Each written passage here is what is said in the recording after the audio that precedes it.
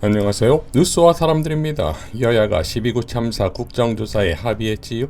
24일 국회 본회의에서 국정조사 계획서를 채택하고 45일간 국정조사를 실시하는데 내년도 예산안을 철회하기 전까지는 자료 제출 등 준비 기간을 갖고 이후 현장 검증과 청문회 등을 실시합니다. 국정조사 대상은 대통령실, 국정상황실, 국가안보실의 국가위기관리센터, 국무총리실, 행정안전부, 보건복지부, 대검찰청, 경찰청, 소방청, 서울특별시, 서울시 용산구, 서울경찰청, 용산경찰서 및 용산소방서, 서울종합방재센터, 서울소방재난본부, 서울교통공사 등입니다. 국정조사위원으로는 민주당의 권칠승, 김교흥, 신향원, 우상호, 윤건영, 이해식, 조응천, 진선미, 천준호, 정의당은 장혜영, 기본소득당의 용혜인, 국힘당은 이만희, 박성민, 조은희, 박형수, 전주혜, 조수진, 김영동 등이 추천되었지요. 경호처와 법무부가 제외된 것에 대해 양당은 다음과 같이 밝혔습니다.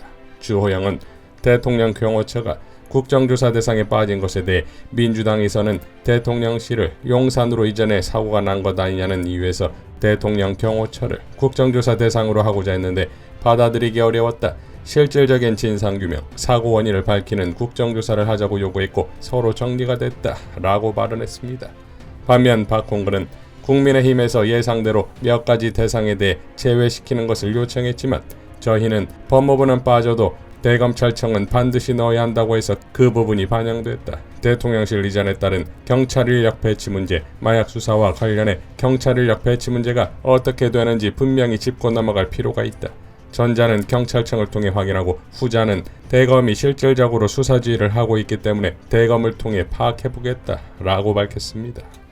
자, 그러니까 변수들이 다양해지고 그것이 또 여론의 추동을 받도록 국정조사를 치밀하게 이끌어야 할 것인데 흥미롭게도 여야 합의에 대한 대통령실의 반응은 이렇지요. 대통령실 한 참모가 협상 과정을 공유받지 못한 상황에서 합의 결과가 갑작스러운 측면이 있는 것도 사실이다 라고 발언했다는 겁니다. 자, 이번 합의는 철저히 선예산안 처리 후 국정조사인 것인데 경이 적기를 놓치면 국민만 피해라며 야당의 예산안 협조를 계속 강조해왔었지요. 그러니까 예산안만 처리가 되고 난 후 국정조사에 대해 과연 첫 합의대로 제대로 되겠냐는 의심도 난다 이겁니다. 지난 권성동이 의원총회까지 결론낸 검찰 선진화법을 단박에 번복할 수 있는 당이 아닙니까? 국회에서 농성 중이던 민형배 의원은 여야 합의 소식을 듣고 이렇게 밝혔지요. 오늘 지금 이 시간이 마지막이지 싶습니다. 12구 참사 국정조사 요구 농성 말입니다. 조금 전 여야가 합의했으니 끝내야 할 때가 온 것 같습니다. 그런데 정말 끔찍한 기억이 떠오릅니다. 지난 4월 22일 검찰의 수사기소 분리 합의, 그때 국힘은 단 하루 만에 합의를 파기했습니다. 한국 정치사에서 가장 뻔뻔한 배신이었습니다. 의회 정치를 여지없이 파괴했습니다. 그리고 아무렇지도 않게 도리어 민주당을 공격했습니다. 저를 재물삼아 짓밟으려 했습니다. 제가 탈당한 지 이틀 만에 나온 저 합의문을 그렇게 쓰레기 조각으로 만든 게 국힘입니다. 정치를 완벽하게 배신하고 폐기 처분한 국힘, 민주당 정신 바짝 차려야 합니다. 혼쭐 놓으면 죽음의 골짜기로 내던져질 겁니다. 이 시각 국회 본관 쪽 농성장과 반대편 정문 쪽 풍경은 아주 다릅니다. 예산안 처리가 끝나면 국힘이 심보를 돌변할 것 같은 불길한 예감과 함께 오늘 마지막 농성 당번을 끝냅니다. 18시 정각 라고 밝혔습니다. 자, 흥미롭게도 25일 여당 지도부만을 초청한 대통령실 만찬이 있지요. 이때 또 어떤 말들이 오갈까요? 경정권이 정치적 협상과 협치의 대상이 아니라는 건 이미 여러 차례 확인이 되지 않았습니까? 오죽하면 정치 전문가나 평론가들이 분석과 예측이 안 된다고 할까요? 경정권이 정치를 하고 있는 것이 아니라는 걸 여실히 보여주는 또 하나의 기사가 나왔지요. 유인태가 방송에 나와 이렇게 발언했습니다. 제가 들은 바에 가면 그쪽에 대통령한테 멘토가 될 만한 사람들이 야당 대표를 만나라 이런 조언들을 많이 했을 것 아닌가. 그런데 윤 대통령이 이재명이 싫다는 것이다. 그런 얘기를 제가 직접 그런 조언을 했던 분한테서 봤더니 윤 대통령이 싫다고 그러니 더 얘기 못하겠다라고 했다. 하여튼 싫다는 것이다. 인간 자체가 싫은데 그런 얘기를 들었다 라고 발언했습니다. 자, 빵 터지지요? 지난 8.15 경축사에서 경이 처음으로 담대한 구상을 제안하자 김여정은 담화를 통해 우리는 윤석열 그 인간 자체가 싫다라고 발언했었지요. 타이밍 절묘하게도 김여정 담화가 나왔습니다. 언론들은 이를 일제히 보도했지요. 김여정은 조선중앙통신으로 공개한 실명 담화에서 이렇게 발언했습니다. 22일 남조선 외교부 것들이 우리의 자위권 행사를 도발이라는 표현으로 걸고 들며 추가적인 독자 제재 조치도 검토하고 있다는 나발을 불어댔다. 제재 따위나 만지작거리며 지금의 위태로운 상황에서 벗어날 수 있다고 잔머리를 굴렸다면 진짜 천치바보들, 안전하고 편하게 살 줄 모르는 멍텅구리들이다.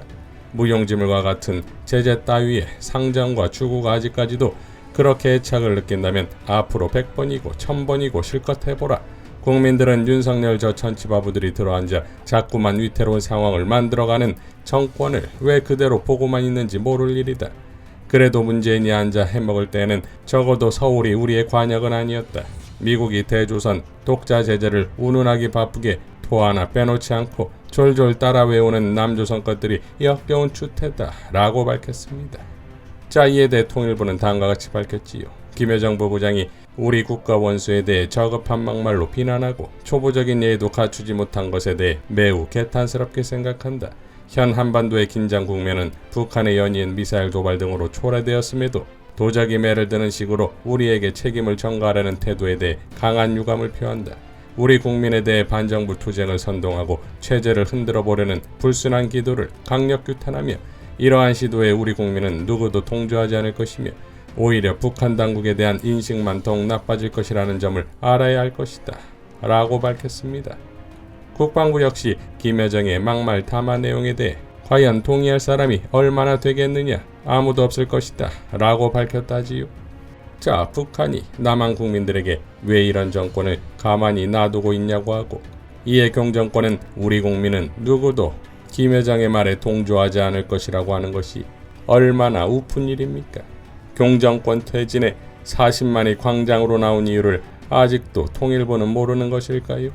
김민훈 교수는 다음과 같이 밝혔습니다. 촛불을 들고 거리에 나와 윤석열 퇴진을 외치는 국민들을 향해 헌정 파기요, 사욕이요, 자기 체면이요, 거짓 선동이요, 정치 무당이요 하고들 비난하는 자들이 있다. 이보다 더한 이야기도 했지만 추해서 여기에 다시 적고 싶지 않다. 이러는 자들은 거의 모두 국민의힘이다. 논란의 가치 자체가 없다. 그런데 민주주의 사회를 함께 이뤄가고 있다고 여겼던 이들의 입에서도 섣부른 퇴진 주장이요, 자충수요, 칼을 지금 뽑을 때가 아니요, 퇴진 선동하지 마라, 자기 편에 대한 과잉 공감의 문제다 라는 이야기를 쏟아내는 이들이 있다. 조롱하고 가르치려 드는 것이다. 촛불을 들고 나온 국민들이 무슨 고통과 함께 분노가 치밀어 편히 쉬어야 할 주말 오후를 꼬박 바치면서 그러는지 도무지 알지 못하는 것이다. 국가의 위기가 더 심각해지기 전에 막아내지 못하면 모두가 희생자들이 된다고 우려하는 이들의 판단과 심정을 모르는 것이다. 누구의 선동이나 계산이 있거나 해서 하는 일이 아니다. 그렇게 해서 서울 시내 한복판에 수십만 명이 모일 수 있을까? 해보라, 되나? 비가 쏟아지는데도 불구하고 길바닥에 그대로 앉아서 집회를 지켜낼 수 있을까? 해보라, 잠시라도 되기는 할는지. 아무런 대가 없이 헌신적으로 움직이는 현장 실무진 자봉팀들은 또 어떠한가? 이걸 본다면 여전히 섣부르다느니 선동이요, 계산이요, 때가 아직 이르지 않았으니 뭐요 하며 비웃는 말이 나오기는 할까? 40-50인승 버스에 몇 대씩이나 대절해서 아침잠 설쳐가며 나와서 집에는 새벽이 돼서야 들어가는 오가는 길을 선동이나 계산으로 할 수 있다고 여기는가? 칼을 뽑을 때인지 아닐지를 가릴 이유 자체가 없는 것이다. 의로움이 무너져 내리고 있는데 무슨 다른 속셈이 있을 수 있겠는가?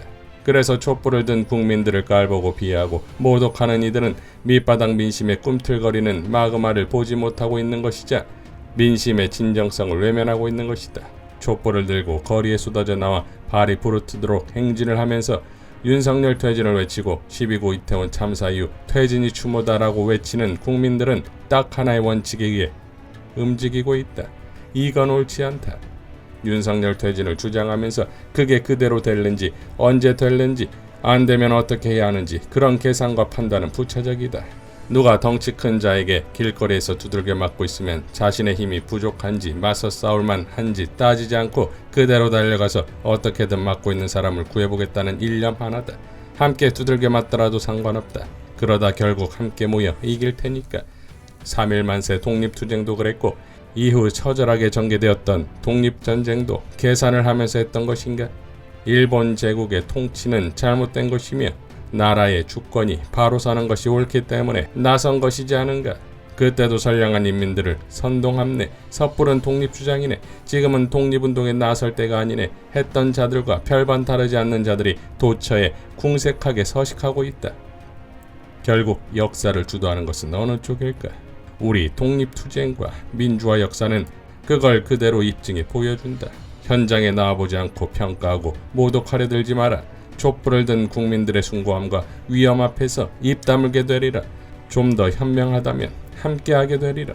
날로 더욱 늘어날 것이다. 세상은 촛불로 바뀐다. 라고 밝혔습니다. 자, 대한민국이 북한보다 위대한 것은 국민이 스스로 정권을 바꿀 수 있기 때문 아닙니까? 광장의 촛불이 세상을 바꾸었고 바꿀 것입니다. 이상 뉴스와 사람들이었습니다. 시청해 주셔서 감사드립니다.